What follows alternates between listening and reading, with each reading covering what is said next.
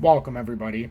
I want to thank you for taking the time to tune in. And if you watched the first two episodes in the series of silver stacking, I would like to thank you, and it really means a lot to me.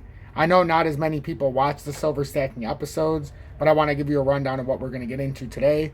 So, in the first couple episodes, I just gave a brief history, a little bit of info, and how to silver stack. In the second episode in the series, and it's all in folders below, I taught you how to purchase silver and the proper quantities of silver and the denominations.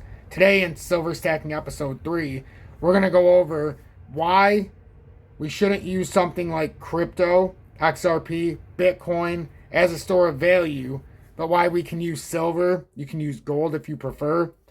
But why, on a year-over-year basis, why it's very important to use something like that as a store of value and not something that can lose you a substantial amount of money. Because after all, if we're using it as a store of value, it means at any given time we need to use that money and cash out. And or we're going to use it for long-term holds and gains, for down the road for our store of wealth, so that we don't lose it in high times of inflation. But the worst thing that can happen in these situations is something drops by 40 and 50% in one calendar year, and then your store of value goes well to the south side. That's something we're going to discuss very much so in here in this update. I think it's going to be a lot easier, and it'll make a lot more sense if we do that, because you don't want to lose a substantial amount of your store of value in something like Bitcoin or XRP. Those are more casino style. You want to have those for more longer term holds, but that shouldn't have any money. That money should not be something you're using to pay bills. It shouldn't be something that you're going to need for cash on hand, because if you lose 40 or 50% off the top, it's going to be kind of hard if that's your $10,000 that you're trying to store the value for a time later, and especially to keep it from high times of inflation. If that's what you're going to have, that's going to make things very, very difficult on you. And it's just not going to be sustainable, I don't think. So that's something that I don't really want to have all of that in my screen, but what am I going to do? But that's something that is real talk that we need to make sure we're on the same page about, because a lot of people end up losing a lot of money in crypto trying to use it as a store of value. When they go to need the money, they've lost 40 and 50%. $10,000, 40% down year over year is only $6,000 left in your account. I'm going to show you a startling year to year comparison between silver, gold, and some of your favorite cryptos. So I'm going to take off this screen. You're going to see me in a much smaller screen, but I wanted to get a little personal for a minute. So now you're going to see me like this. It's the best I can do because I'm sharing my charts and this. So now, if we go and just look at it real quick, and this is all about the store value side of things and why it's a very, very, very dicey area to use crypto as your store of value. So in a 1 year time frame, right now, we'll just look at Bitcoin because it's the cream of the crop. We're not even going to go back from the all-time high to the lows, because it just wouldn't be fair, because this comparison would look even worse. So in 1 year, had you put $10,000 on Bitcoin 1 year ago today, even after the huge rally to start the year, you're still down 45.81%, which means if you put $10,000 into Bitcoin, you have approximately, we'll give you the benefit of the doubt. You have $5,420. If you put it in XRP, you have 5,600. I will say you have $5,750 or $770. If you put it in XLM, you have $4,100 left. If you put it in DGB, you have $4,550 left, $4,550. If you put it in XDC, you have $4,800. You get the picture? If you put it in ZIL, you have $5,250 left, $5,250. If you put it in DAG, you have $3,400 left. If you put it in Shiba, you have $4,100 left. So no matter where I go, if you put it in IOTA, you've got $2,400 left. If you put it in Algo, you've got $2,378 left. If you put it in Quant, now we're talking. In the last year, Quant's up 9.18%. So if you put it in Quant, there you go. We found one, Quant. Anything else, you're down across the board. I can already tell you, you're down substantially. So if you put it in Quant, you found the one in the casino. See? Otherwise, you're down substantially on your 10,000. Now, if we go to gold, if we go to silver, year over year, we'll start with copper. Copper's down 4.87%. I wouldn't advise you to put that in as your store of value. Platinum, okay. You can put a little in platinum. It's going to be dead even right now. But I still wouldn't advise that. I advise you to put for store of value in gold and silver. So gold is up 6.89%, $124 in the past calendar year. That's fine. So my $10,000 is up 6.89%. Beautiful. I'd be very happy with that. I'd have about $10,690 right now. A lot better than what? 45, 50, 5,000 with most of the cryptos. Silver is up 6.54%. Beautiful. My 10,000 is now worth $10,656 approximately.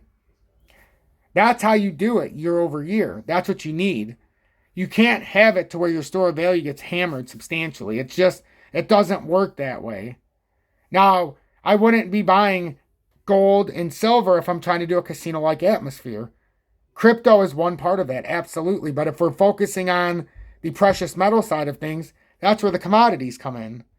The commodities, the gold and silver mining stocks. And I've got a great list for everybody if you pay attention. I've got gold. Underneath that, we've got B2 gold. That's well, we'll start with Barrick Gold. Barrick Gold is one of the bigger ones. So Barrick Gold year over year is up 2.61%. Fortuna Silver Mines is up 29.32% year over year. Kinross is down 10.19%. Remember the casino-like atmosphere with the mining stocks. But there's more of a chance that you could hit one. PBR, down 14%. That's a oil. But this is why the commodity stocks, I'm not telling you to put your store value into those. That would be just as foolish, even though some of them, like you see with Fortuna's up to almost 30%.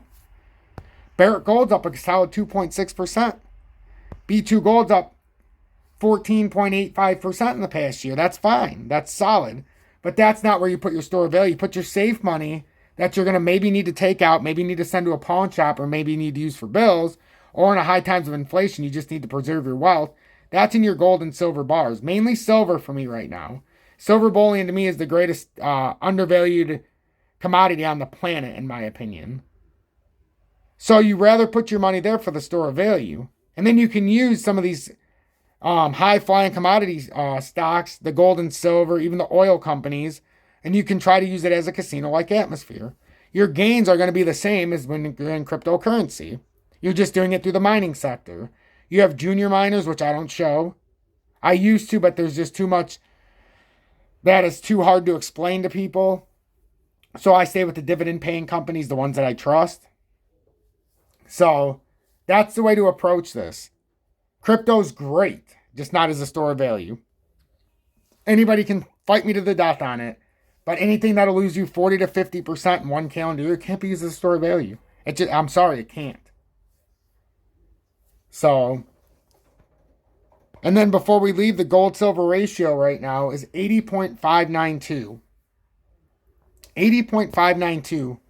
So you get 80.59 ounces of silver for 1 ounce of gold. It's an incredible silver to gold or gold to silver ratio right now. But we need to watch right now because this gold-silver ratio could plummet here. If we lose this area, and this is why it's so important to buy it right now and why I bought more when it was at about 82 to 1 live on air. If we lose this line at 80.85, that's where we could have a substantial drop in the gold-silver ratio. And once that happens, now we could start coming down to some lows we haven't seen in quite some time. This pattern's been around for a while. And it's a wide pattern all the way up here. And it last hit up here at about 126.333 to 1 on March of 2020. I feasted in there too when I first started buying silver. Well, it was a couple years before that. But when I got up here, I feasted. I didn't start my YouTube channel until we were somewhere around here. So it had a healthy rise back up, and it's been nice because the whole time I've been on YouTube, it's been a great time to buy silver. Great time to buy silver. So we're going to see if it can hold this. If not, we would have a pretty big drop in the gold-silver ratio. And next levels are going to be down. I mean, we're really going to have to come down here a little bit. So we'll watch this. I don't really want to show any more of the charts, but the gold-silver ratio we have to watch out for because we could be come back down in the other direction.